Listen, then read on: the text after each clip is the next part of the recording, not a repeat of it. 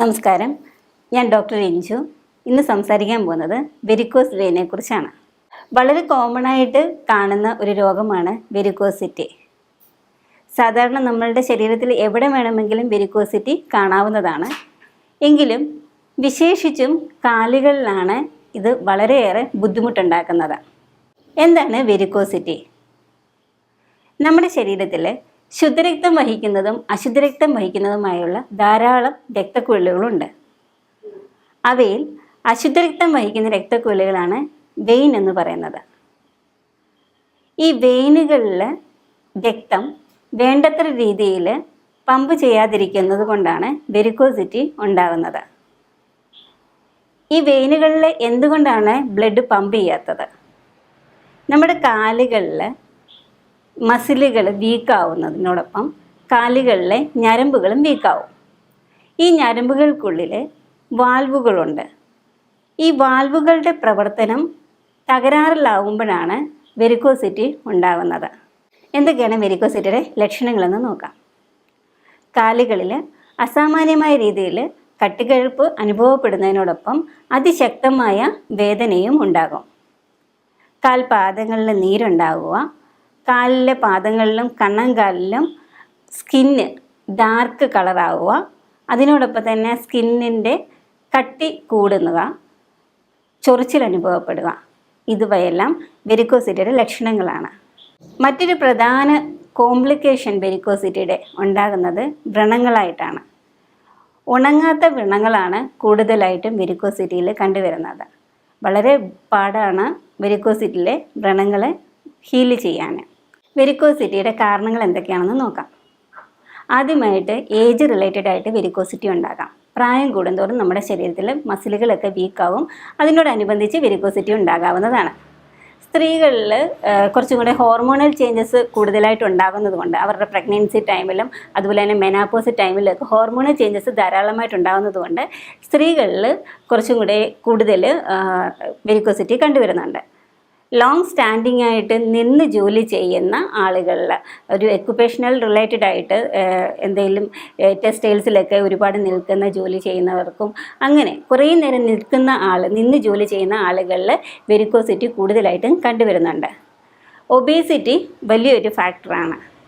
അമിതവണ്ണം കൊണ്ട് കാലിലെ മസിലുകൾ വീക്കായിട്ട് അവർക്കും ഈ വെരിക്കോസിറ്റി ധാരാളമായിട്ട് കണ്ടുവരുന്നു. ഞാൻ കുറച്ച് എക്സസൈസുകൾ പറഞ്ഞു തരാം.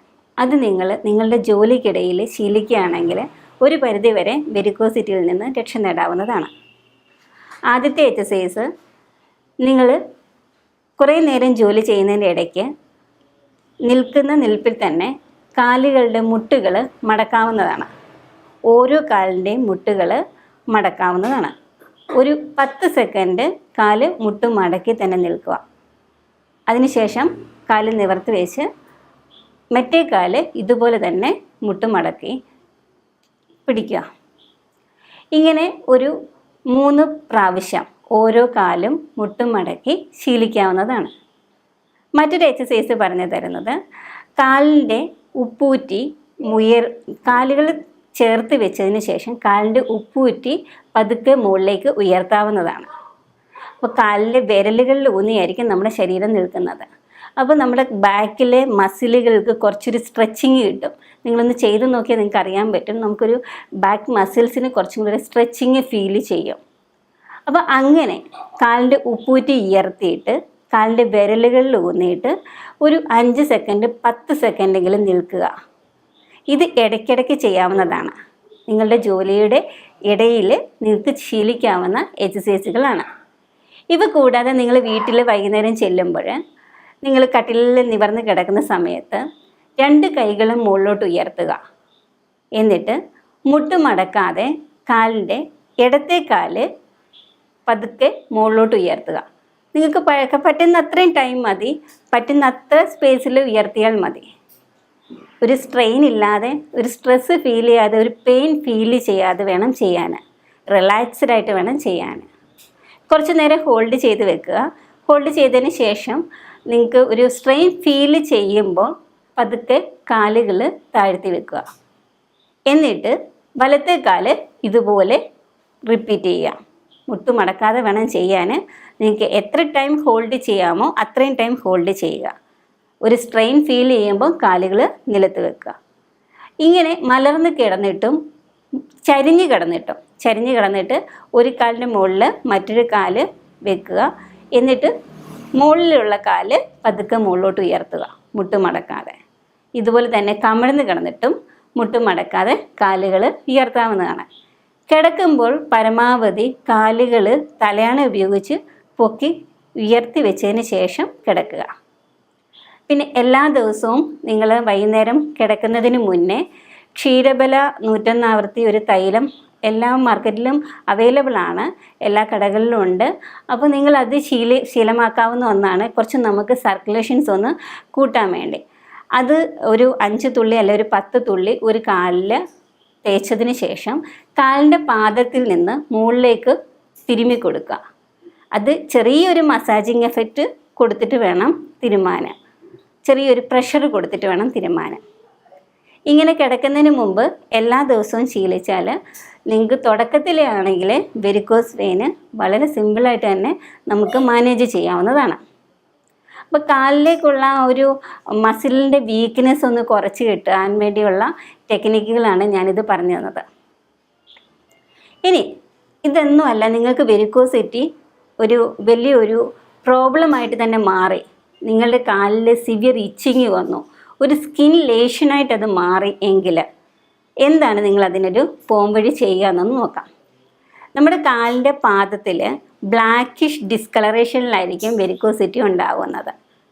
അപ്പോൾ നമ്മൾ അവിടെ ആ ബ്ലാക്കിഷ് ഡിസ്കളറേഷൻ ഉണ്ടാകാനുള്ള മെയിൻ കാരണം അവിടുത്തെ ദുഷിച്ച രക്തം കെട്ടിക്കിടക്കുന്നത് കൊണ്ടാണ്. അപ്പോൾ ആ ദുഷിച്ച രക്തത്തിനെ എടുത്ത് കളയുക എന്നുള്ളതാണ് അവിടുത്തെ ഏറ്റവും വലിയ ട്രീറ്റ്മെൻറ്റ്. പക്ഷേ നമ്മളൊരു കാര്യം ശ്രദ്ധിക്കണം, അവിടെ കിടക്കുന്ന ബ്ലഡ് ലെറ്റ് ചെയ്തുകൊണ്ട് മാത്രം നമ്മൾക്ക് നമ്മുടെ വെരിക്കോസിറ്റി കംപ്ലീറ്റ്ലി മാറില്ല. അപ്പോൾ അതിന് വേണ്ടി ആയുർവേദത്തിൽ എന്ത് ചെയ്യാം എന്ന് നമുക്ക് നോക്കാം. ആയുർവേദത്തിലെ വെരിക്കോസിറ്റിയെ ട്രീറ്റ് ചെയ്യാൻ നമ്മുടെ കാലുകളിലെ മസിലുകൾക്ക് ബലം കിട്ടത്തക്ക രീതിയിൽ, ഞരമ്പുകൾക്ക് ബലം കിട്ടത്തക്ക രീതിയിലുള്ള ഔഷധങ്ങൾ ഇൻറ്റേർണലി കഴിക്കുകയാണ് ചെയ്യുന്നത് ഫസ്റ്റ് ട്രീറ്റ്മെൻറ്റ്. അത് കഷായ രൂപത്തിലാകാം, അല്ലെങ്കിൽ ചൂർണ്ണ രൂപത്തിലാകാം, അരിഷ്ട രൂപത്തിലാകാം.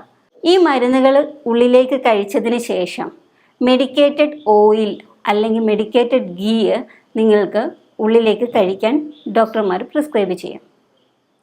ഈ മെഡിക്കേറ്റഡ് ഗീയുടെയും ഓയിലിൻ്റെയും ഗുണമെന്ന് വെച്ചാൽ ഞാൻ പറഞ്ഞിരുന്നു, ആ കാലിലെ ഞരമ്പുകളിലെ വാൽവുകൾക്ക് ഒന്ന് ബലം കിട്ടത്തക്ക രീതിയിൽ ഒരു അതിൻ്റെ ശേഷി കുറച്ച് കൂട്ടത്തക്ക രീതിയിലുള്ള ഔഷധങ്ങളാണ് ആയുർവേദത്തിൽ നിങ്ങൾക്ക് തരുന്നത്.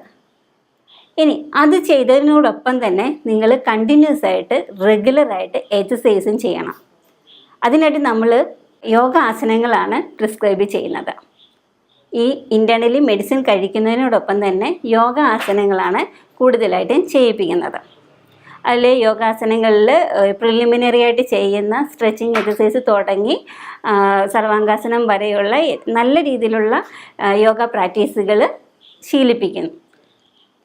ഇനി ഇവ കൂടാതെ, ഈ ഔഷധ സേവ കൂടാതെ, ഈ കെട്ടിക്കിടക്കുന്ന ആ ദുഷിച്ച ബ്ലഡിനെ എടുത്ത് കളയാൻ വേണ്ടി നമ്മൾ 1-2 മാർഗങ്ങൾ സ്വീകരിക്കുന്നതാണ്. ആയുർവേദത്തിൽ ഒന്ന് ലീച്ച് തെറാപ്പിയാണ്, അട്ടയിട്ട് അവിടുത്തെ ദുഷിച്ച രക്തം എടുത്ത് കളയുന്ന ഒരു ട്രീറ്റ്മെൻ്റ് ഉണ്ട്. രണ്ടാമത്തെ രീതിയിൽ ചെയ്യുന്നത് സിരാവേദം എന്ന് പറയും.